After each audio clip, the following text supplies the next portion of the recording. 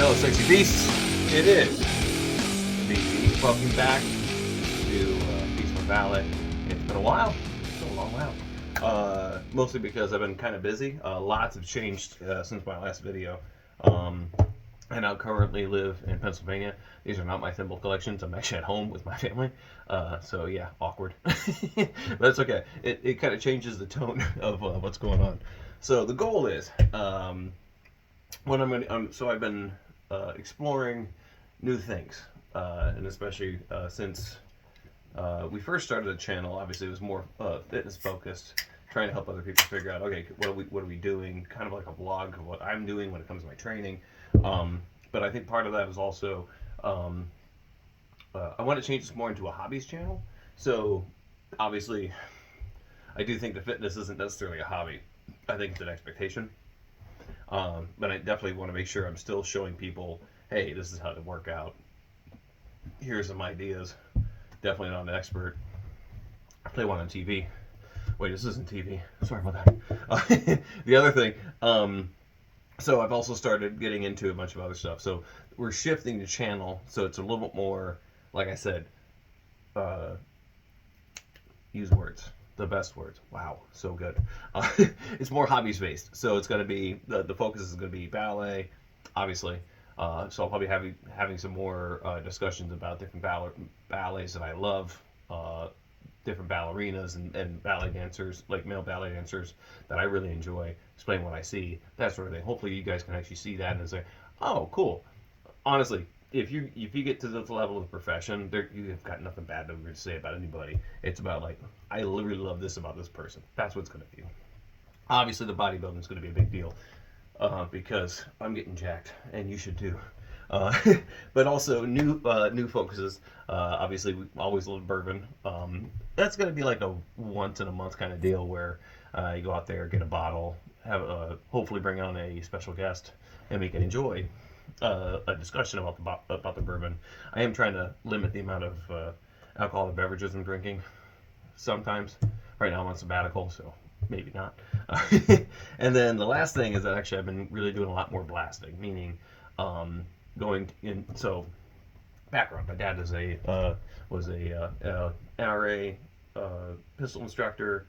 Also was a USPSA range officer. Was doing all that kind of stuff, and I'd started training before I went to college. Didn't really have much shooting until about 2020. So I started getting back into it, and I've been really having a good time. Mostly matches and that sort of stuff. But the match I'm actually going to talk about today it's called a combat pistol match. What do you mean? Well, let's dive into it. So, Hood's Handgun Training Combat Pistol Match, which happened on June 14th, 2025.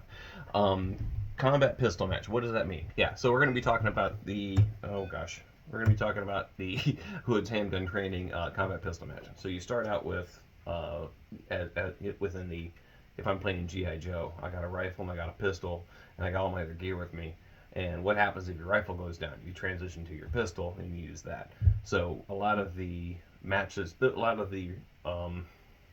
individual stages were based around that your rifle is down and you're going to just use your pistol. Now, I will say that pistol in general, when you're shooting a pistol, is far more challenging than shooting a rifle. The nice thing about it is that the carryover of training with your pistol to your rifle is huge because a lot of the fundamentals are the same. So that's why it actually really drew me to doing this match. Sorry, one second. Don't worry, I'm not giving up on Monster. This is just here. My brother's got the Mountain Dew Zero Baja Blast. Sounded amazing. Let's do that. So, so when you look at it this way, I wanted to make sure that I was actually getting the most amount of training, and it did not disappoint. It was actually, I really felt like I was G.I. Joe playing this, because yes, I was shooting with a pistol and stuff like that, but you got to shoot mortars, you got to use an anti-tank missile launcher. I was throwing grenades. Let me see. I was doing a normal patrol and had to engage contact and then all that kind of stuff. So it was a lot of fun. So the immediate takeaways of the match was, and I think this is something that, especially if you're into the gun tuber space and all that kind of stuff, where you place your gear matters. Like, it really matters. In that, wow, this kind of is rubbing here. This is in the wrong spot. I can't grab it. What am I doing with this? Why does this feel like this? Like, that was a big deal. So I think learning how to, like, it taught me, cool, that doesn't need to be there. It needs to be here. This needs to be here for me, for my body, that sort of thing. The other thing, because again, this is June 14th, Flag Day, this year, and yeah, I think we shot about 250 rounds of pistol, and I needed even more water than pistol. So that just making sure that you're ready for where you're going to be at. It was hot, and it was in the middle of Ohio, and it was very swampy. So high humidity, sun was beating down on us, and we were actually marching back and forth between each of the stages. I think it was about a mile walk between each stage. There were actually a couple other fun stages that were definitely a smoke fest. It was a lot of fun to kind of get through all that. That being said, I cannot imagine somebody not being fit and healthy doing this match, because, like I said, I think I marched about 8 miles that day with all of my gear, meaning pistol, rifle, pants and boots, with a rucksack, with all my water that I ran out of. Like, there's a lot of stuff that you really needed to make sure you had. So I don't know if you're not necessarily fit. And what does that mean? I mean, can you walk with a backpack for 5 miles? That's what I was kind of going for. So all of the guys on my squad were awesome. My squad leader, his name was Corbin. He's one of the members of a Whiskey Hotel training crew. He was fantastic. Actually, I mean, all of the guys. I was the runt of the litter, so to speak. But they're all awesome. Kyle and everybody was fantastic. So that was really good. They all tend to train on a regular basis. So, but at the same time, it's not flat range, super whammy like cinematic stuff. Like, there's a balance between actual tactics and also, because it's a match, you're trying to be the fastest, but at the same time, you're trying to make sure that you have the mindset of, okay, I'm trying to hide behind this log, and I'm trying to engage this target after I just clacked off a claymore. That sort of thing. That was cool. So, yeah, and it helped me learn a couple of things of, like, focus on how I do, how do I, if I'm transitioning pistol, all that kind of stuff. What am I doing? All that kind of stuff. All of the stages were really strategically built, meaning you got to understand basic strategy and understand what each individual, what the goal was. So, like, for instance, I think I mentioned stage 2. You have a mortar. Okay, it wasn't an active mortar, but it was like a facsimile of a mortar. So what you were doing is you had a spot where you were actually engaging with your pistol, but you'd have to run back and drop a mortar before you get back on there with your pistol. That was, so you had to think through, okay, and obviously you need to drop a mortar. You're not going to be hitting a target or anything, but at the same time, you wanted to make sure that you at least were practicing how you would drop a mortar before you get back on the pistol. So that was cool. Let's see. Oh, okay. So gear selection, because we were talking about that already. So when it comes to gear selection, I'm, again, a ballet dancer that's been dancing for 20-something years. So obviously budget is a big deal. That being said, I think with the gear that I had, I think we're moving in the right direction. In that you really don't need, like, the super whammy gear to do well at this match. So first things first, so I started off with my pistol. I have a, I'm going to open it up. Ding! Yeah, it plays. I had a Glock 19. I added a stainless steel guide rod. I have a extended mag release and slide release, Crimson Trace weapon light, and it has a Magpul magwell. That was mostly to the magwell actually is less about trying to get the magazine in. It's more about making sure I have more control of being able to utilize this pinky to really make sure that the firearm is able to stay on. I also added handlet grips. I don't have a code for that. Too bad. But I would say, like, if you really want to, like, make sure you have it's a little abrasive, but if you have calluses like me, what's a little sandpaper? It's not gonna hurt you. Let's see, what was next? So my 16-inch blemish rifle from PSA 50, PSA, Palmetto State Arms. 16-inch. I've got B5 stock and grip. I have a Streamlight weapon light, Vortex Strike Eagle 1-6 LPVO. Crydex sling, it seems to do pretty decent things. Yeah, standard bolt carrier that came with it. Ran like a charm. For my context, when you think about it, do you need anything more? Again, I'm just a ballerina that happens to do some shooting. I think it for someone like me who is a quote unquote weekend warrior. I think it's a fantastic rifle. Ran perfectly. Obviously, it's so all of this gear that I got is basically budget, and I wanted to make sure that I don't want to deter anybody. I'm not sponsored by Daniel Defense or Shadow Systems, or if you know what I'm talking about. Like, the Glock is obviously, I think, probably the priciest piece of equipment by itself, and shop deals. A lot of the gear that I get is either Amazon finds or something like that, but it works just great. So next thing that I got, where's my list? Next week, so the pack. Okay, so this was important. So I think this is actually probably one of the best parts of this whole setup, which was my new rucksack. It was actually built, it's the Molly 2 medium rucksack. It's done in Scorpion OCP. I've got plenty of space when it comes to stuff, and I've got it basically packed out for the Whiskey Hotel team rug.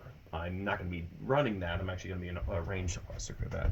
And I had it already stacked up with my sleep system, my extra clothing, and all that kind of stuff, so I could put all of my extra stuff on top. I do need to do a better job of organizing it, so that way everything is kind of in the right place.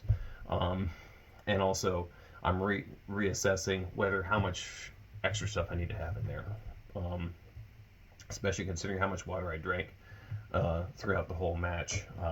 Definitely going to work on making sure I have more water for sure. Let's see, that being said, chest rig and belt. Okay, so the chest rig that I have, it's a Commodore MCR6 chest rig. I had it loaded up with 5 PMags. I have a Refuge Medical bare minimum. Fantastic individual first aid kit. I also got a US surplus canteen, so 1-quart canteen, and I did have the cup and the stove with it. I took that out just to save some weight, so that was filled with water. The knife that's right there. The belt was a Crydex multicam belt. If it'll pop up, there we go.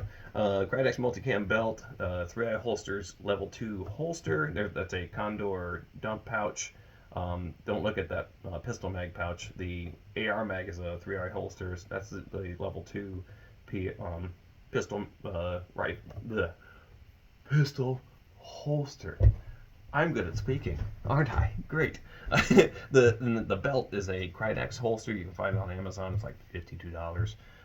It's nice because it's 2-piece, so you can, if you have just some jeans or whatever and you want to tuck in your shirt, you can put the inner belt in, and that'll secure your pants, and then you just put the other belt on top. It does have I think probably a knockoff Cobra belt buckle. I'll tell you what, having that dump pouch was clutch. You can put water in there, extra ammo, snacks. Like, I was using that more than anything else. Like, that was probably the most important pouch on this belt. So I'm glad that I had that also accessible, like to my left, and also clear of everything else. I wanted to keep the right side as clear as possible so I could really do good draws on my pistol. Anything. Oh, the helmet. Seemed like it was a good idea at the time. So I had I had a helmet. It's the Atomic Defense, a 3A plus ballistic helmet. It's got Earmore Air Pro that does connect to a radio. I had a cheapo helmet cam that I was going to try and get some stuff, but what happened was it got so hot so early. I used it for, at least I tried to use it for the first stage, but there's so much sweat. I couldn't see anything. So there's no way that the radio could have seen anything, especially because we were shooting a pistol from prone. Whoa. that's hard. Like shooting a rifle from prone is hard enough, but shooting a pistol from prone, that's a lot of time. Oh, so the scrim that was also on the helmet as well. That is again another Amazon find. It's in multicam. I'm probably going to repaint the helmet just so it can kind of match everything. But honestly, for that helmet itself by itself, in certain circumstances, I definitely would rock. But I actually ended up swapping that out for a boonie hat.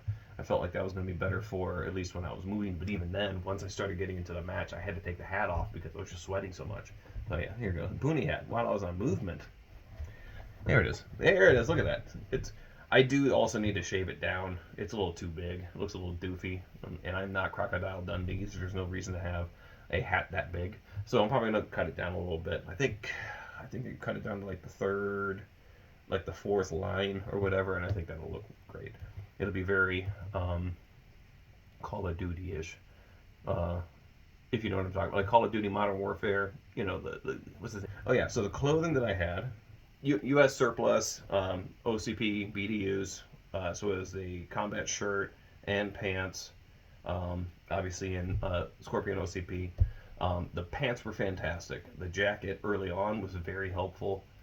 It started getting a little too hot, so I actually stripped down to just the t-shirt that was underneath. And then also the boots that I have.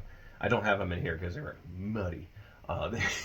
They were like Walmart Interceptor brand, but you know what? They did their job. They supported my ankles. They were pretty dang comfortable. My feet weren't that beat up, so yay for that.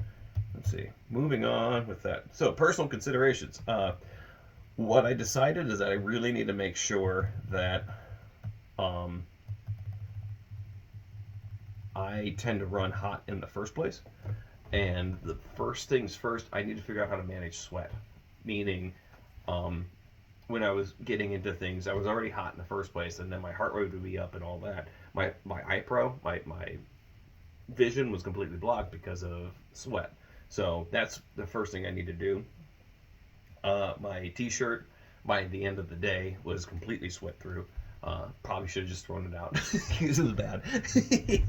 And, the most important thing is that because it was retaining water, it didn't breathe.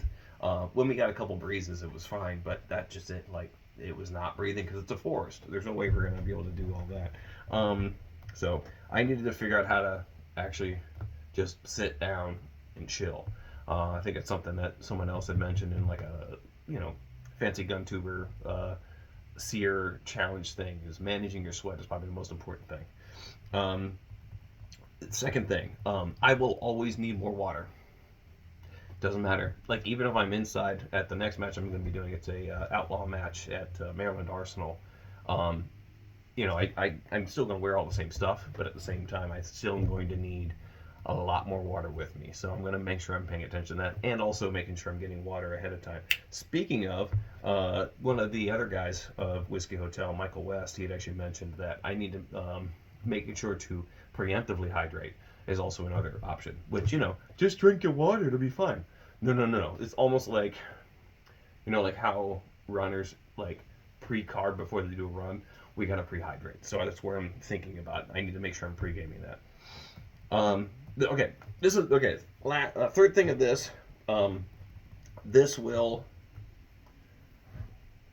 hard, in a good way. I'm a little bit of a weirdo. I'm the one that likes running uphill. I'm the one that likes lifting heavy things and all that kind of stuff. This was a suck fest, but in the best way. Like by the end of it, I felt like I accomplished something, and I think also, not only was it a physically demanding thing, but it was also a mentally demanding exercise. I was dead last. Let's be honest. I'm a ballet dancer. I'm not a soldier, but I learned a lot about myself when it comes to being a shooter, when it comes to just being a human. And also it made me grow to respect especially my friends that were soldiers, and then especially like Chevy and Whiskey Hotel. A good portion of them are veterans. Definitely respected the work that they did when they were overseas doing this stuff. So it's it was a lot of fun. The nice thing was that, again, I was playing G.I. Joe the whole time. I got to hang drop a mortar. I got to shoot an AT-4 rocket launcher. I was clacking off claymores. I was throwing grenades. Like I was blowing up a bunker. Like not only that, like I was in the mud the whole time. Like if you don't like being in the mud, this is not your match. If you want to learn, like, oh, if I can shoot in deep cover in a bunker with a pistol, you know that you're doing big things. So, and again, I was mildly accurate. I keep telling people I'm always working on my suppressive fire. More on that later. But you know, I had a great time, especially with my squad. They were, again, a bunch of studs. They definitely helped push me along, and they were like, I need to make sure I don't let them down. But also they were like, oh, you're a ballet dancer? I was like, yeah. And they're like, really? I'm like, yeah, I am. So it's always fun to do that. Okay. Final thoughts.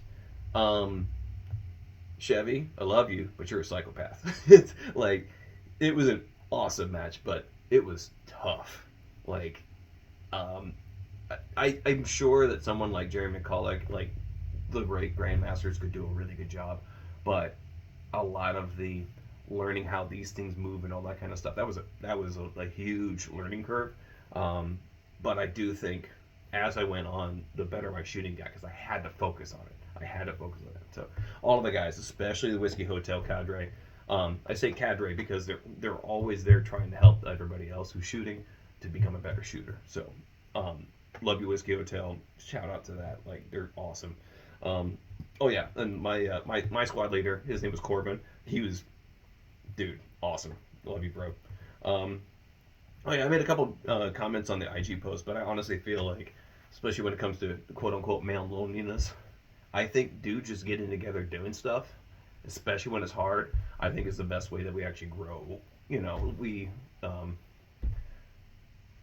I think we just tend to communicate differently. Like we communicate through the suck, and I don't know if this is definitely not a faint of heart type of match. You have to commit to this, and it was definitely a lot of fun. I wish I would have done the last stage, but I double booked myself. Director things. Oh yeah, did I mention I'm an artistic director now? Cool. That being said, if you guys want a gear breakdown, I'm not a geardo. I'm as you can tell. I mean, it's either surplus or cheap stuff, with the exception of the Glock. It's actually really nice. It's a really nice Glock. It's Gen 3 because that's how we roll. But if you want me to break it down and explain why I have what I have, then great. But I'm not the guy to talk to about that. I'm just the guy to try to learn how to shoot better and look cool doing it. That being said, Sexy Beast, love you all. Hopefully you guys like this. If you guys don't like it, awesome, let me know. I'm gonna put this out here. So I do have an affiliate link for Refuge Medical. If you want to get the best medical equipment possible or the best medical training for civilians, you need to go to refugemedical.com. I'm just saying, shout out to the Bear Nation, love y'all. It definitely inspired me to make sure that I am more prepared to protect my ballerinas, to protect my friends, to protect my family. And if you want the best equipment, they're the ones to go. Use my link. I think it gets you 10% off anything. That's pretty cool. Use my link. It'll be fun. Also, shout out to Whiskey Hotel. Again, they are always putting on training classes. Definitely check them out.